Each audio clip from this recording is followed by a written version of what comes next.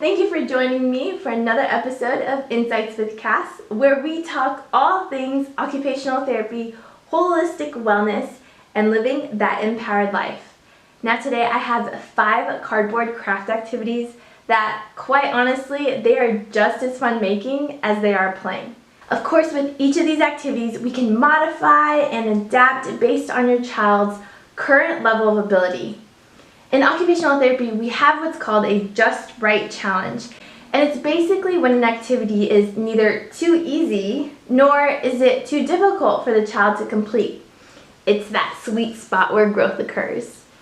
Now, before we get started, I do want to give a shout out to all the moms, dads, grandparents, teachers, and fellow therapists who are just making it happen. You're doing a great job, and even when you feel like you're not, you are making it happen. So thank you. All right, let's jump into the phone.